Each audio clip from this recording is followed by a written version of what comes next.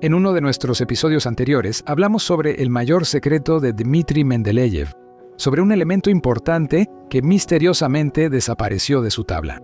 Pero el nombre del gran químico también está relacionado con otras leyendas no menos sorprendentes en las que será interesante indagar. Vamos a ver. La famosa tabla se le apareció a Mendeleev en un sueño. La leyenda principal sobre el sueño la inició, sin querer, el propio Dmitri Ivanovich. Un alumno y amigo de Mendeleev, el geólogo Alexander Inostrantsev, recordaba el relato del descubridor de la ley periódica, quien decía que durante mucho tiempo no lograba generalizar y presentar como un sistema ordenado las ideas sobre la relación entre los elementos químicos. Y así, un día, agotado por los intentos infructuosos, Mendeleev se quedó dormido en el sofá de su estudio y vio claramente en sueños una tabla que reflejaba la regularidad. Inostrantsev publicó esta historia 40 años después del descubrimiento de la propia tabla, y en ese momento el geólogo Alexander tenía 76 años y el gran químico ya no estaba vivo.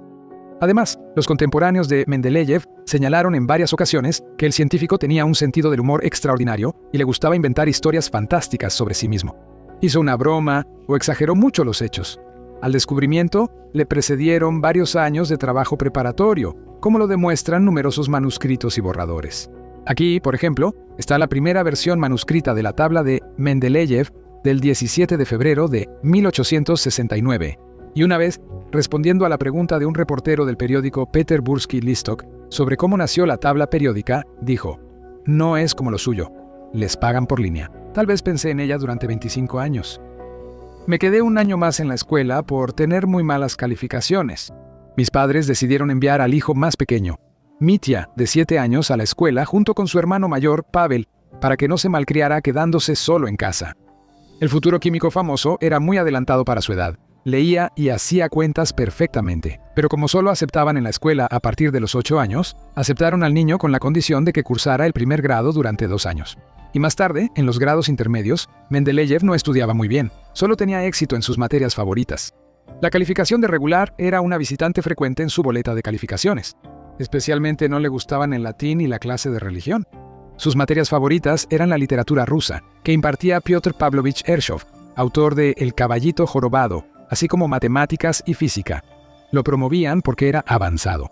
El científico recordaba sus años escolares en 1906, el inventor del vodka. En 1865, Mendeleev defendió su tesis doctoral titulada Reflexión sobre la combinación del alcohol con el agua. De ahí viene el mito de que el famoso químico, si no inventó la bebida alcohólica, al menos determinó su graduación óptima. Sin embargo, el científico investigó las propiedades de soluciones de alta concentración, 150% en peso, mientras que a los codiciados 40 grados o 33.4% en peso, prácticamente no les prestó atención. El vodka se consumía mucho antes de las investigaciones científicas de Mendeleev, y en el siglo XIX, las autoridades regularon su graduación alcohólica. Así, el Estatuto sobre el Impuesto de Bebidas de 1817 establecía: el vino vendido en las tiendas estatales no debe ser inferior al polugar. La graduación alcohólica de este polugar era de 38 grados y la palabra vino se refería al vino de grano, es decir, al vodka. En la década de 1860, el monto del impuesto al consumo pasó a depender directamente del contenido de alcohol, por lo que la graduación del vodka se estableció estrictamente en 40 grados, es decir, a los conocidos 38 se les sumaron 2 más por la evaporación. También se ganaba un dinero extra fabricando maletas. En realidad, uno de los pasatiempos de Mendeleev era la encuadernación y el trabajo con cartón. Lo hacía con bastante destreza, aunque no de manera profesional. Fabricaba carpetas y cajas de cartón y cuero para sus papeles y manuscritos y compraba los materiales en el Gostinny Dvor de San Petersburgo. El propio Mendeleev contaba que una vez entró en una de las tiendas y allí el vendedor lo presentó a otro cliente como un famoso maestro fabricante de maletas. Esta anécdota dio origen a la leyenda de las maletas de Mendeleev. Voló solo en un globo aerostático. A mediados de la década de 1870, Mendeleev se interesó por la meteorología y como consecuencia se dedicó a los globos aerostáticos. En 1878, en la Exposición Universal de París, subió en un globo cautivo de Henry Giffard. En 1887, invitaron a Mendeleev a Klin para participar en un vuelo en un aerostato militar, observar un eclipse solar y realizar investigaciones meteorológicas. Debido a la lluvia, el globo solo podía levantar a una persona, y Dmitri Ivanovich voló solo, sin un piloto experimentado. Por este vuelo a más de 3 kilómetros de altura, Mendeleev recibió una medalla de la Academia Francesa de Meteorología Aerostática. Sobre nosotros, los profesores y en general los científicos, normalmente se piensa en todas partes que hablamos, damos consejos, pero no sabemos manejar asuntos prácticos, que, al igual que los generales de Shchedrin, siempre necesitamos a un campesino para hacer el trabajo. De lo contrario, todo se nos cae de las manos, comentaba Mendeleev sobre su acción. Quería demostrar que esta opinión es injusta respecto a los naturalistas, que pasan toda su vida en el laboratorio, en excursiones y en general investigando la naturaleza. Fue nominado 3 veces al Premio Nobel, pero nunca lo recibió. Mendeleev estuvo en la lista de candidatos en 1905, 1906 y 1907, y además fue nominado al Premio Nobel no por la Academia Rusa, sino por la Academia Sueca de Ciencias, de la cual también era miembro. Pero no se le otorgó el premio con el pretexto de que él había descubierto la ley periódica hacía mucho tiempo. 2 veces, otros nominados fueron elegidos en lugar de Mendeleev. En 1907, cuando ya se había tomado la decisión de honrar sus méritos, Dmitri Ivanovich murió, y el premio Nobel solo se otorga a personas vivas.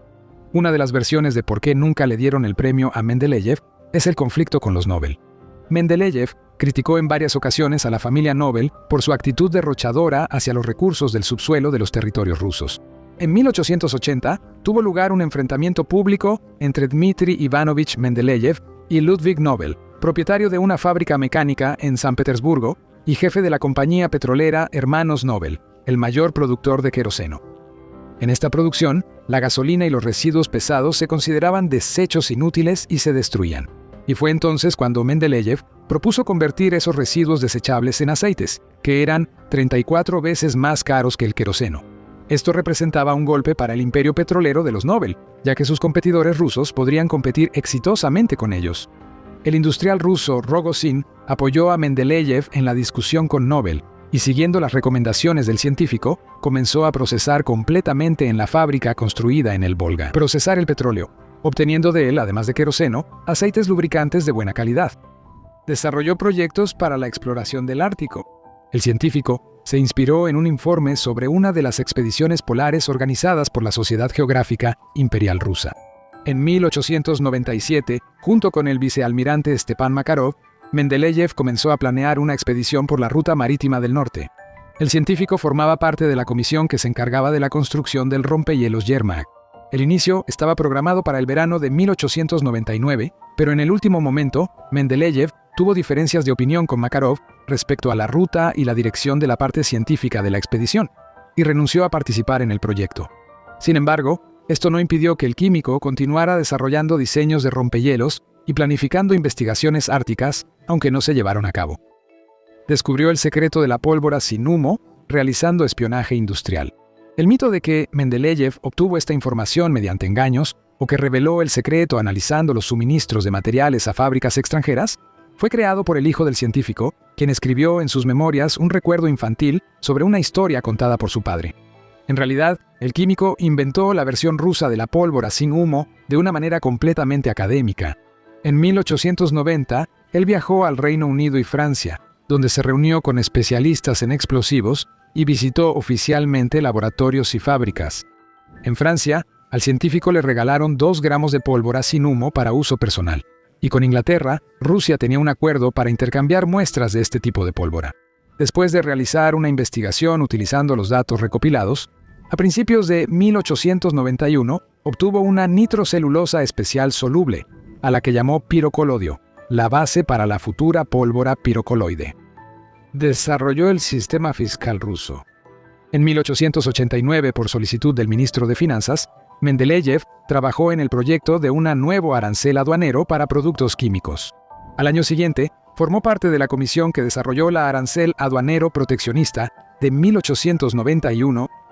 Mendeleev estaba tan apasionado por la economía política que la mayoría de sus obras no las escribió sobre química o ciencias naturales, sino sobre la situación socioeconómica de Rusia. Alguien incluso calculó que los trabajos de Mendeleev sobre química no superan el 10%. En los años 1930 a 1950 se publicó una colección de sus obras en 25 tomos, pero no es completa en absoluto, sino deliberadamente recortada. Porque muchas de las opiniones económicas, sociales y políticas de Mendeleev iban en contra de la ideología de esa época. La censura eliminaba de sus obras amplios fragmentos de texto, y a veces secciones y capítulos enteros. Sus últimas publicaciones, Pensamientos preciados y Hacia el conocimiento de Rusia, fueron censuradas de manera especialmente despiadada. Mientras que muchas figuras prominentes, como Lev Tolstoy, se oponían a que las mujeres recibieran educación, Mendeleev daba conferencias en los cursos superiores para mujeres. Además, en contra de la reforma de la enseñanza secundaria adoptada en 1871, defendía la posibilidad de que los egresados de las escuelas inferiores pudieran acceder libremente a la educación superior.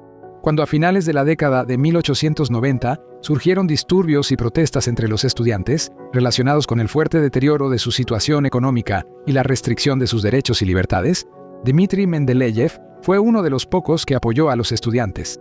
Él mismo entregó personalmente la petición de los estudiantes al ministro de Educación Pública, Delianov, quien anteriormente se había negado a hablar con los estudiantes. Después de esto, Mendeleev, quien había dedicado 33 años de servicio a la universidad, tuvo que presentar su renuncia. En su última conferencia, se reunió una gran cantidad de estudiantes. El profesor les dejó a sus alumnos el legado de alcanzar la verdad de la manera más tranquila posible, y sus últimas palabras fueron: «Les ruego humildemente que no acompañen mi partida con aplausos por muchas razones diferentes». El químico trabajó mucho en cuestiones de desarrollo económico de Rusia, estudió diferentes áreas de la industria, fue partidario del proteccionismo y se manifestó en contra del capital especulativo parasitario. Mendeleev consideraba que esto se podía evitar en condiciones de comunas, cooperativas de trabajo y cooperación. Así de polifacética era la personalidad de Dmitri Ivanovich Mendeleev. Califica este episodio de manera justa y hazme saber con un like o un comentario si se necesita una película más extensa y detallada sobre Mendeleev. Si hay mucha respuesta, lo pondremos en marcha. Nos vemos en nuestro canal.